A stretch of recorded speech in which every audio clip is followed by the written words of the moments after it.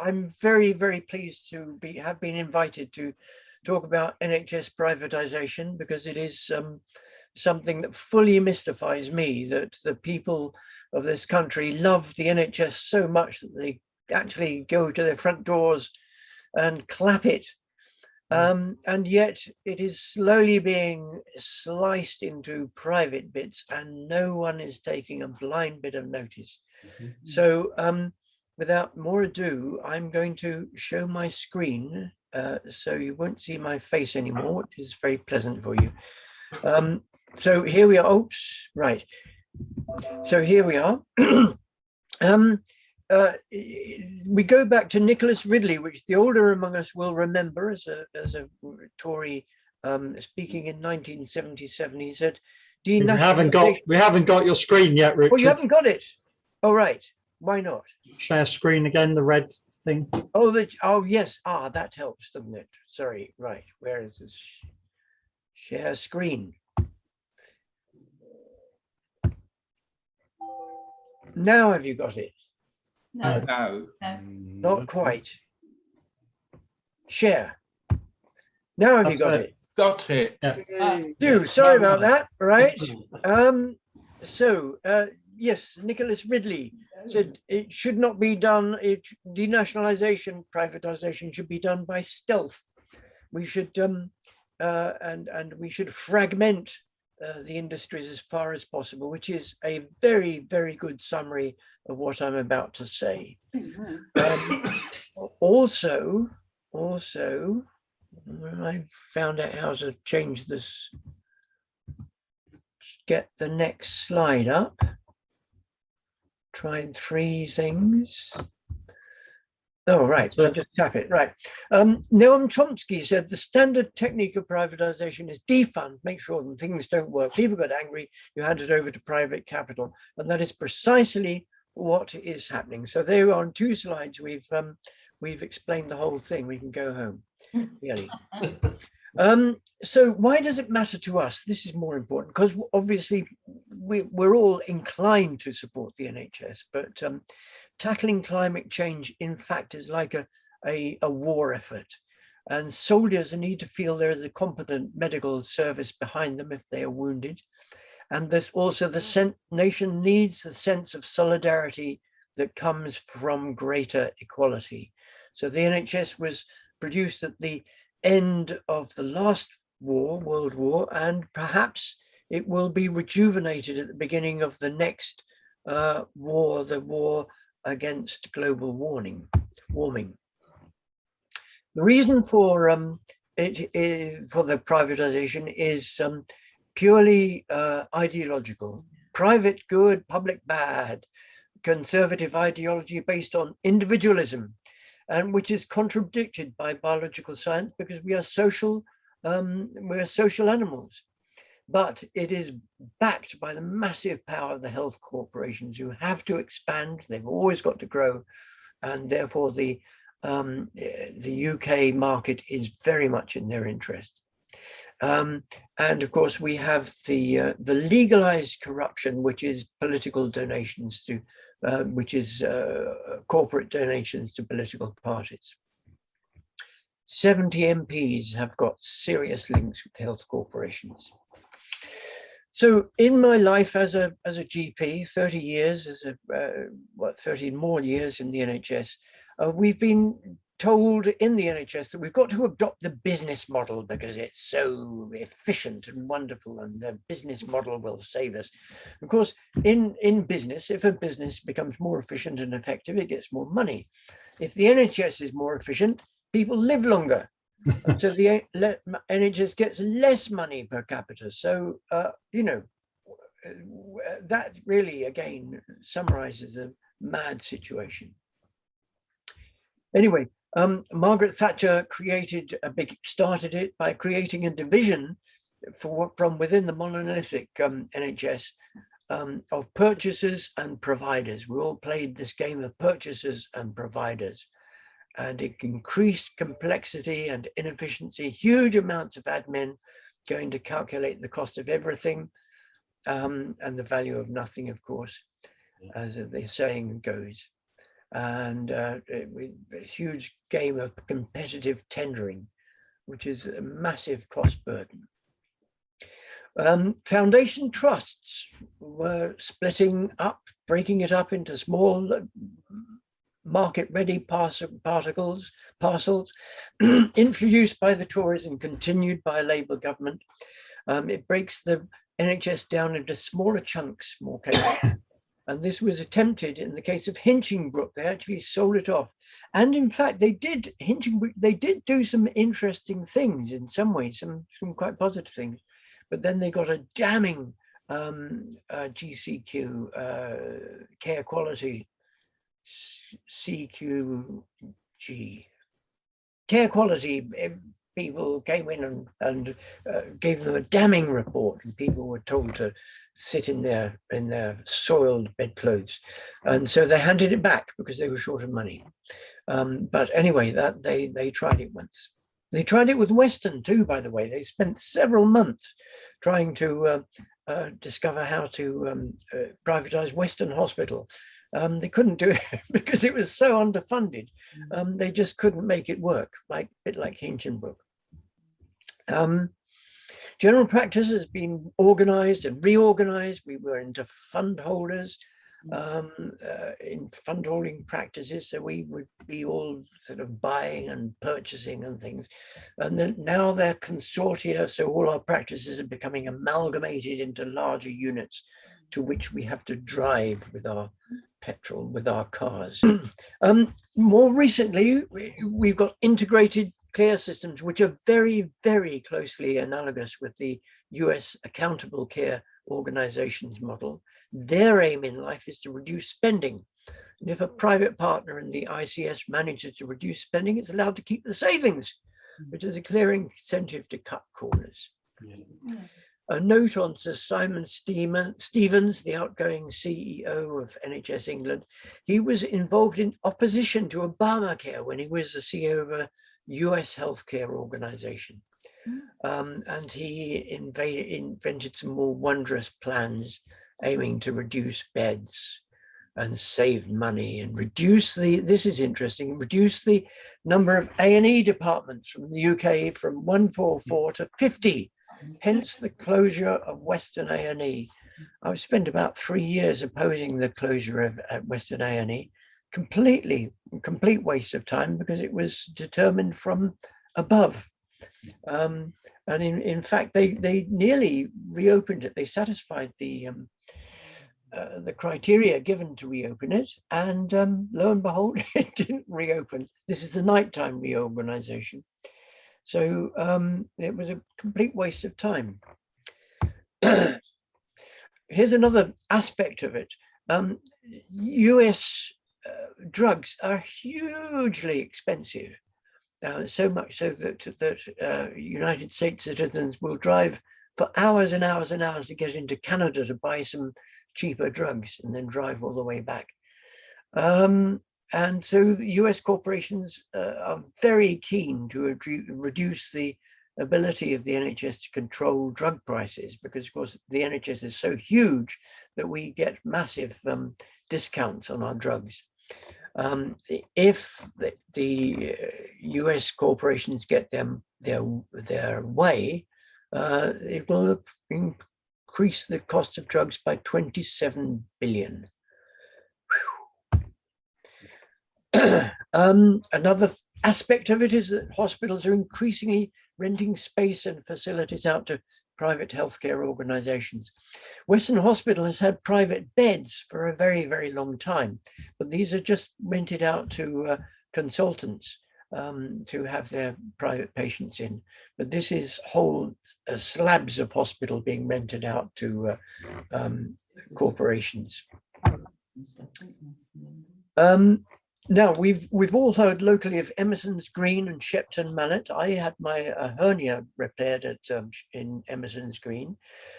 These are nifty little ideas where they do lots of cold surgery. They get set up to hip replacements and simple, predictable, uncomplicated things go to the private people.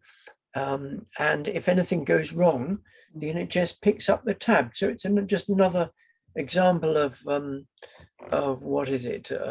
Public pain and private gain.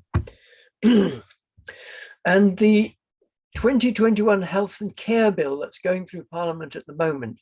I'm not very good at this. I've read about it several times, and it's just a huge amount. But what is clear that it puts representatives of private corporations onto the health boards that they're creating. And there's a clear conflict of interest arising from this. Excuse me. In the 5 years to 2015, the private sector was awarded the majority of contracts, which went for these things that you see there. Other places are also slowly going private. It's not all profit makings. There are some non-profits, there are some charities and voluntary sectors too, but mainly the biggest ones obviously go to the profit-making corporations. So that amounts to 15 billion of contracts, which went over those 5 years, and it's fairly static. In fact, it went up from 1.9 to about 3.6, but it remains at 3.6. And of course, we all remember the trivial 75,000 million that was given to private contractors in the COVID pandemic, first for PPE and then test and trace, which is just, well, it's impressive, isn't it? So just moving on to the defense. Now, I get a lot of this from John Penrose, because I've had a couple of conversations with him about this.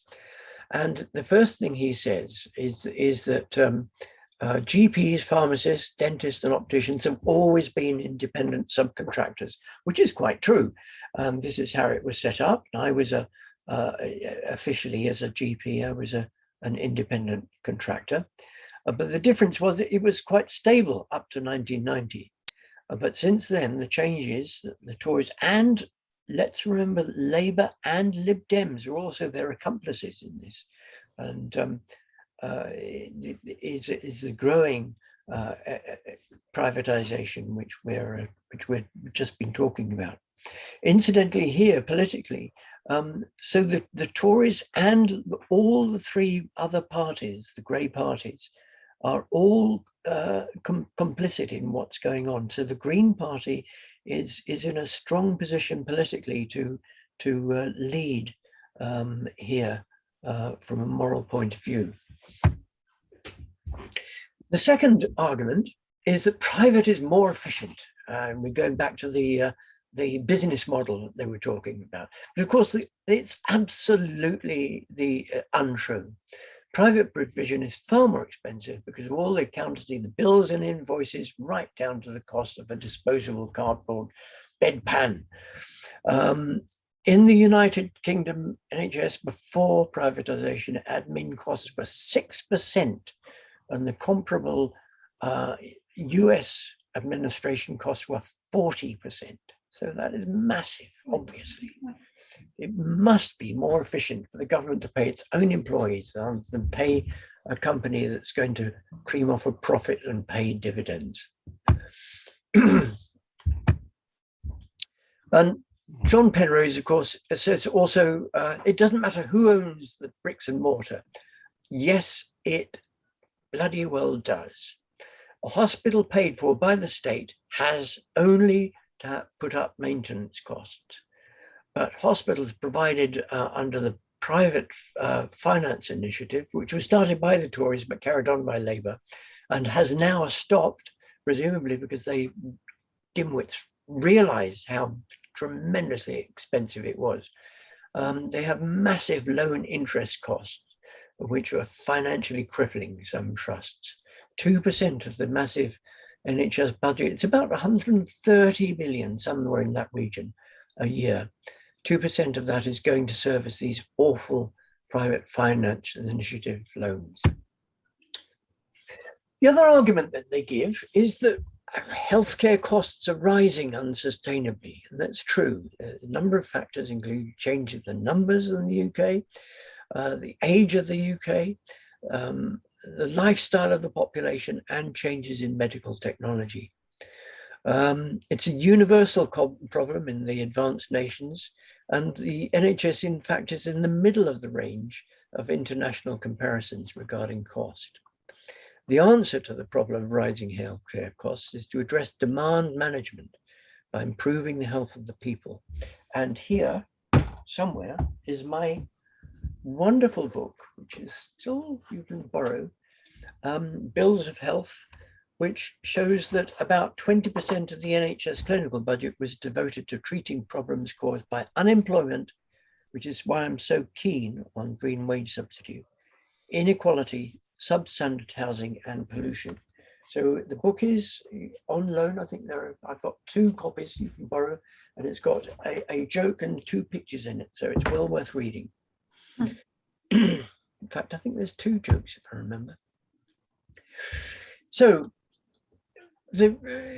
drawing towards the end, you'll be relieved to hear, renewing the NHS organisation, the NHS has had about 13 major top-down reorganisations in its lifetime.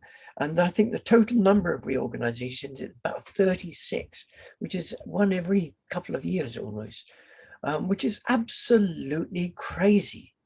But a huge organisation like the NHS does need to avoid sclerosis and stasis. But the way to do this is not continually impose bureaucratic upheavals, but to facilitate grassroots innovation. And this did exist. I went to a very funny meeting in the Blair years in Bristol, where there was some very happy Labour people there who were working in the NHS, and they were actually doing this. You could hardly tell what they were doing because they were so jargon. They were talking in jargon. But basically, if a team evolve a good way of doing whatever it is that they do, they submit it to evaluation in a kind sort of glorified suggestion box. And if it's adopted and saves the NHS money, the team would receive a proportion of the savings. I don't know how far it went because, as I say, you couldn't really understand what they were saying, but this really is the way for the NHS and all large organizations to remold itself, just as the body is continually breaking down and building up the cells which constitute the body. So this is the way, because a large organization does have to be churned, it has to be changed all the time, slowly, organically. Now, this is the critical thing. What then can we do? Because it's no good. I'm fed up with just moaning on Twitter and everywhere else. We're all just moaning about ain't it awful. So what we can do is we can write to our MPs, we can write to Fox and to Penrose. I've already written to him, asking them to commit themselves to halt and reverse the privatisation of the NHS. And if they don't agree, to sit out their reasons and then send their answers to me. And I will draft a response with the help of other people in Protect Our NHS and other specialist people and academics. So we can have a proper correspondence, proper debate with our MPs. I'm not asking just to write a letter to the MP, because you always get a fob off if you just send to one MP one letter. It's a series of letters, response and a reasonable reasonable debate. I wrote at the beginning of July, and John Penrose normally with me is very, very good, I must say. He nearly always sends my letters on to the ministers, who always send a fob off back. But he hasn't replied. I've sent him one prod, so this is a very good sign. He doesn't really have a pat answer for me, because in my letter I responded to the answers that I know that he would give. So he still hasn't replied, And if he gets more letters from your good selves and from our party, he's going to have to reply. And if he doesn't reply, we can go and lobby him singly or in a group. And also, the other thing we can do is to do what we did with fracking. We go out with a questionnaire to our neighbors, just 10, 20 of the people living next door to you.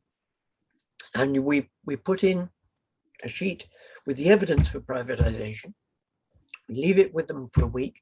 We come back in a week's time and get their votes. And we build up maybe 200, 300, and we find out what the feeling is. And I think, I suspect it'll be like fracking. We'll get about 80, 90% against privatisation of the NHS. And the MPs are going to have to take note of that. So there we are. That's 26 minutes of chat from me, longer than I meant to. But thank you very much for listening. I hope you're all still there. I'll take my screen down now, stop the share. And I can see you all again. Good, most of you are still there. Thank you, Richard. Thank you. Anyone got any questions on that for Richard? Yes, I have. Is there any coincidence that the wife of a Conservative MP is or was head of the test and trace system? You know, for COVID. Yes, well, she is, and of course this is a national scandal of everything, everything about it, and the whole financial thing, and the total failure of test and trace. But she's gone now, Right. hasn't she? So I missed that. Why was she appointed in the first place? I mean, was she a doctor or? no, she was appointed. She was a chum of Matt Hancock. They were both interested in horses. She's a skilled jockey, apparently. Yeah. So that's why she was appointed. Well, that makes her an This fine expert country of ours. in test and trace. It reminds me of some Doctor in the House, where somebody, the prospective doctor, went to an interview and he was asked whether he played rugby or not.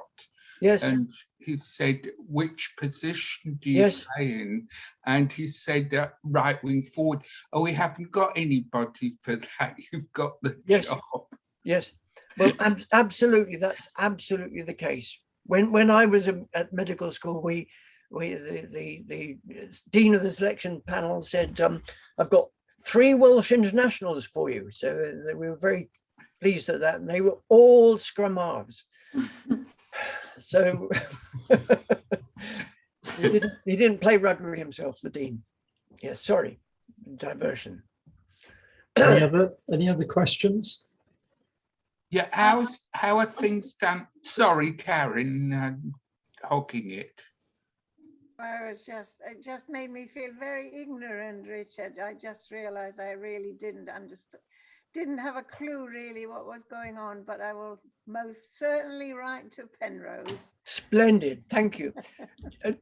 Karen, do not feel ignorant. Nobody understands the NHS. I don't understand it. And people who spend their entire lives don't understand it either. So don't feel bad about it, but do write to the MP and let me know what he says. Richard. Who's that? Phil. Phil. Hello, Phil. Hello. Yeah, I mean, again, you know, it's a very complex situation, lots of different issues. Your numbers are great, really interesting.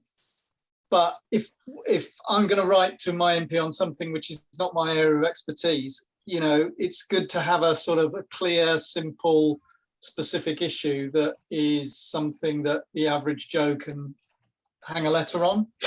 So have you got any suggestions on that? Because Yep, you can do a one-liner. You can just say, dear John, would you agree to halt and reverse the NHS privatisation process? And if not, why not?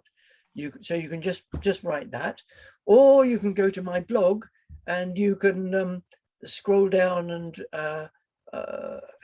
find a nice template letter, and you just start it off, and then you can fire his response back to me, and I will give you the. We'll take it from there. So, I mean, do the Tories actually admit to the fact that they're doing it? Because they've always said that, you know, they work, you know, NHS safe in our hands and all that shit. I mean, well, yeah, that's a good question. They try not to admit, and they say, oh, where they try to deny it, try to struggle off, but the official, I think it's WHO definition of privatization is just increasing amounts of private activity in a health service. So they're banged to rights. Really, they can't wriggle out of it. and the generals, sorry, just one final question. So say I write to Penrose, or it was Liam Fox for me actually, and say, you know, are you opposed to the private? Will you stop privatisation? And they say, we're not. No, sorry, I've lost the thread of my argument there. Well, Liam Fox is probably going to say no. Get lost. Privatisation is better, and this is one of the things we can say. But it's more expensive. In any case, isn't it? The other thing we can do is if we've got this poll going out, and if we say, look, we've got 300 response and 299 of them say we don't want it privatized, then Fox has got a bit of an issue on his hands, especially if we could get a progressive alliance against him. Ursula. Yes, in the part of the old days, whenever it was in one of the reorganisations, there were things called community health councils and other bodies in which people who are closer to the patient face could have their say. Is there any form of democratic representation in the system at the moment? Yes, there is in Western. If you scratch around, I really don't know what they're called this month, because things change their names at such bewildering speed. But there is a health thingy where you can get on, and I've been to a few meetings of them. They're a bit milksop, in my humble opinion, and a bit wooey, but they do exist, and they would really benefit from your presence, Ursula. Oh, not sure. If it's public knowledge in the health service that we're going down from 144 to 50 A&Es, is this a bit of a vicious circle in that why they can't get staff to work to apply for jobs at Western A&E, at Western Hospital? Because if you know that ultimately the government wants to reduce to 50, why would you go and apply for a job in one of the smaller hospitals? If you want to be in A&E, you'd stick in the big ones, wouldn't you? So it's a vicious spiral. If you know it's going to close down, you don't apply for a job there. And then the government say, no one's applying for jobs, so we'll close it. Yeah, you've put your finger right on it. And that is exactly what has been happening in Western. And I mean, the closure of Western A&E at night has had a horrendous impact on the ambulance service, because they're driving 3/4 of an hour to get to Bristol or to Musgrove Park in Taunton, they're running ragged, and they haven't put any more ambulances in, and so there are these anecdotes coming up of people waiting for ages for an ambulance to appear. So it is a terrible thing. The whole issue, though, with reducing 140 to 50 A&Es is you go to super A&Es where they've got loads of lights and whistles and bells and everything. They can restart your heart ever so many times. which, Or even when you only got there 3 weeks after you had the heart attack. well, of course, yeah, well, or the hour after, there is a magic hour. But once you're there, you've got this fabulous array of wires and screens which are going to technically keep you together. Sorry, So- Richard. Sorry, I want to go back to my previous question. Yeah. I'm still, as a complete, I find this baffling. I'll be honest with you. You know, I understand a lot of green issues. I understand a lot of subjects, but the NHS really baffles me, and it really baffles me because it's such a complex mixture of service and business. You know, so I can't get my head quite around what they're doing and how we attack that. I still struggle with knowing how to write to an MP and actually have a serious conversation, especially with Foxy, who's a doctor. So is there anything more you can Well, give more specific that we can actually attack him on? well, we don't have to attack. We're going to discuss with him. We're going to have a All right, completely discuss. rational discussion with Liam, and it'll be very interesting because I know what John Penrose is going to say, because but I'm waiting. He's trying to formulate his thoughts. I just wait to hear what Liam Fox is going to say, and he might be very, very clever. He may even have something that's quite will make us all think, but I doubt it. I think he so we'll just wait and see. So what? How? I'm still struggling to know how to actually phrase an approach. You know, what do you say to a guy like Fox about this? Okay, well, my letter, my template letter says, as you know, everyone loves the NHS to bits, and as you know, it's being privatised. So he may disagree on that, but nevertheless, let's start him up. Let's put it down.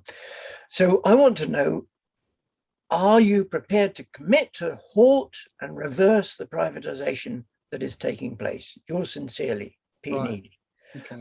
And we'll take it from there. We'll just see what he comes up with and how long he takes to do it. And you know, if I can't answer the thing myself, we've got a huge array of experts that we can feed it to. Yeah. Okay. Is it better to send a letter or an email? Well, emails are good because you can do it through theyworkforyou.com, can't you? And then it's, yeah, emails are okay. I often send both though, because Makes them work harder. braces and belt. Karen. So just two things. One thing that just occurred to me that we might be able to put in our argument, and that is preventative medicine. The National Health has a vested interest in keeping us healthy. A private company has probably got a vested interest in making us take medicines for the rest of our lives. Yep. So I think that might be quite a good logical argument that anybody can make. Yep. I've got my own personal recollection of moving from Germany to the UK and not being so impressed by the National Health. So I'm going to put that into my own personal letter and saying, comparing it, because Germany has got an excellent health service, but it costs twice as much. So, you know, it's just a lot more expensive because there is a lot more privatization involved. So that's just my thoughts. But I've got a question for you, Richard, where I don't quite understand the link between national health and public health, the public health service. How are they linked together? Because that's obviously a really important thing during the pandemic, Public Health England. How do they work? Well, how long have we got? Public health. Maybe Public health, basically, about this. The Tories hate and fear public health because it's socialist. It's socialism in action, and they are terrified of it. And so what they've been doing is slowly, one by one, they've been chopping the gonads off the public health service. For the last 20 or 30 years, they've just been slowly slicing them up and shifting them around and putting them in different places and taking away their powers, so that it is, public health is a shade of its normal self. And it's had hardly any function, sadly, in fighting the pandemic. It could have done. And Phil, you're the public health man at North Somerset. I spoke to him earlier, or right at the beginning of the pandemic, saying, can't we just cut in and produce a test and trace thing? Because the public health, that's what they do. That's what they're supposed to do. Instead of having Dido Harding making things up as he goes along, let the public health do the things that they do. But in fact, he was a bit wishy-washy and he didn't rise to the occasion. So, but we could still talk about it. We're going to need test and trace this winter, and I would like North Somerset Council to do it. I mean, they are already doing test and tracing, aren't they? Are they? Oh, sorry. Well, I'm ignorant then. Well, Yeah. that's good. I'm very pleased. No, they were in a pilot study, and they're doing. Oh, they're do they? taking on more and more. Yeah. Yeah. Well, In Locking Road car park, there's a place that does. I put a petition to say, let's do it ourselves. Yeah. Well, that's fantastic. Well done. Yeah, good. Yeah. In Locking Road car park, they've got a test and trace place, and they're very good, you know, because they don't, not allowed to touch you. You have to do the test yourself, but they give you all the equipment, and 3 days later or so they give you the results, and I found it very good. But do they trace though? That's the test. But what you have to do is to sit down with you and say, now, where have you been over the last week and over the last 2 weeks? And who? No, they didn't ask any questions. Right. Well, that's the trace part. And in fact, it goes even more. It should be test, trace, isolate, and support. Yeah, I think we need a very large American corporation to take over the Tory party, because they'd find that so inefficient. They'd just sell it off and get rid of it. They certainly wouldn't employ many of them. Richard, you said Labour are complicit in this. Why? I mean, they always say they're the champions of the NHS. Why are they complicit, do you think? Well, they didn't stop. They carried on the PFI. They did the bulk of the PFI. They sliced up general practice. And I remember this personally because I was in a practice of two, a partnership of two, and they said partnerships of two are no good, and you've got to be amalgamated into 4 and 6 and 8. And the Small Practice Alliance got a lot of evidence that in fact satisfaction with small practices was much better, and yet they still went ahead with it.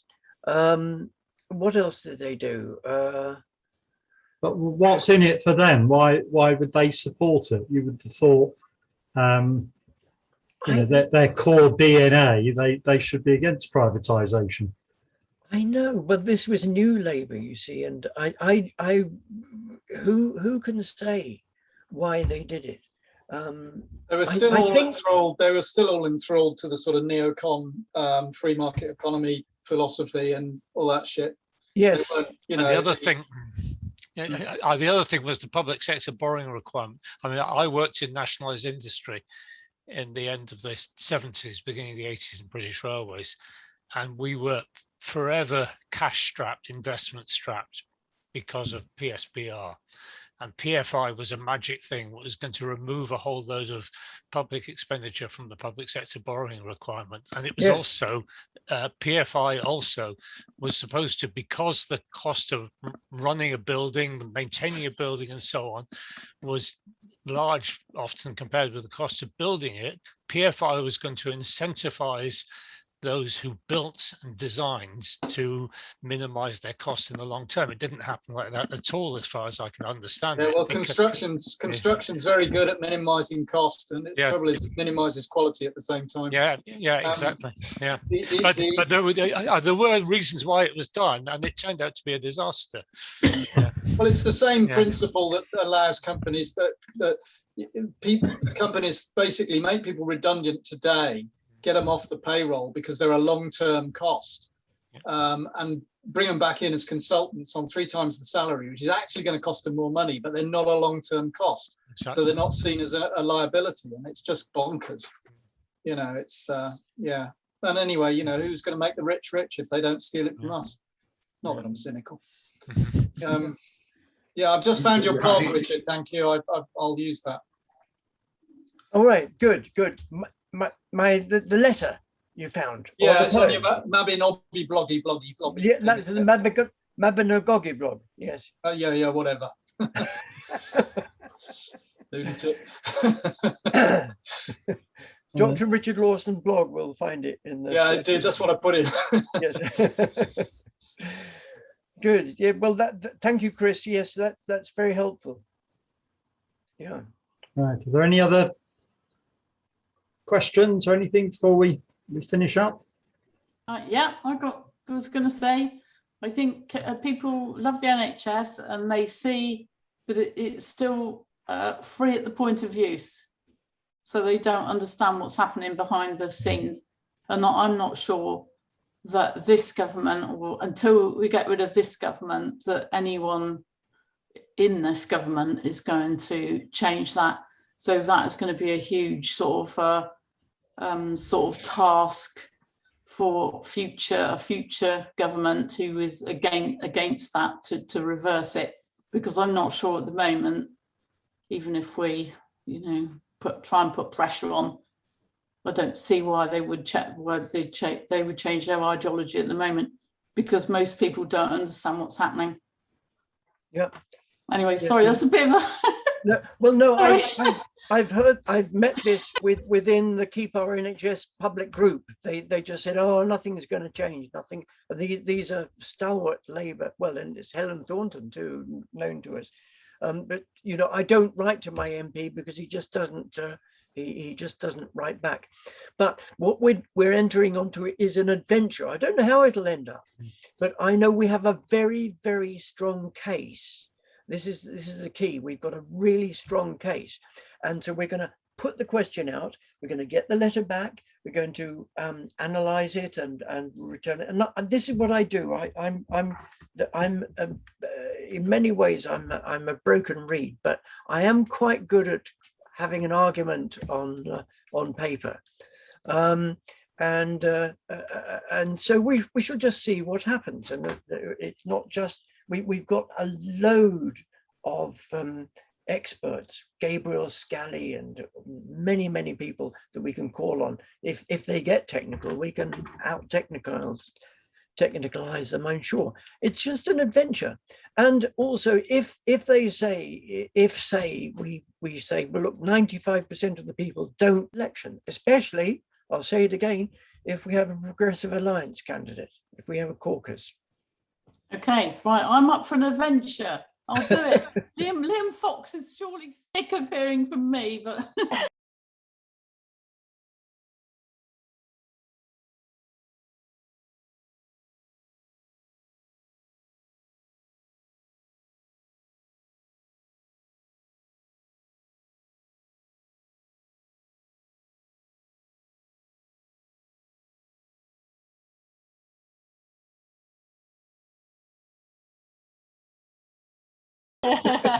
he is so surely sick of that. But okay, one more go. Yeah, can I just say that we're recording this, obviously. We can put the recording on the website, Richard. We can Well- also stress the nature of your campaign on the website, and that will give a link to your blog and the letters and so on. You'll have to bleep me a couple of times, I think. Yeah. I think I used the B word once or twice. Well, we'll leave. Hopefully, Bob might do this. Do you think, Bob, you can bleep out? And also, I can cut those out, Richard. Don't worry. yeah. I think it's the sort of thing where if we are having a stall, you know, gathering public opinion, I do think that will impact on Fox and Penrose, to be honest. And it's an area where I think we get a lot of interest on a stall as well. So yeah, yes, let's go for the adventure, you know, in that sense. It's Brilliant. One quick question, Richard. Phil. Is there any mileage? I mean, the Tories got in, as Boris got in on the 350 or 250 billion lie on the bus, and the phrase of taking back control. Is there any mileage in attacking them on the? I mean attacking them at this point on the principle of how is selling it to the Americans taking back control? You know, and where's the money? Yes. Yes, indeed. Yeah. No. I don't think it's mileage, because when you're writing to your MP, you have to be. No. Not. I mean, in a general term, that you know, the British public was sold this Brexit lie on the idea that we were going to have all this lovely money back. It was going to go into the NHS, and we were in control of our own destiny. Well, we know we haven't got the money. We know that it's cost us a damn sight more than that already. And they're selling our NHS to the Americans. So how is that taking back control? You know, it's it's a good point, and it's I need to research, or someone. No, I shouldn't. I'll have to research what the payments since Brexit to the NHS, what's happened to the NHS money, and it's any. But how much profit is going back to the USA? How much profit? How much money is going back in terms of extracted profit to the USA? It's got to be a lot. Yeah.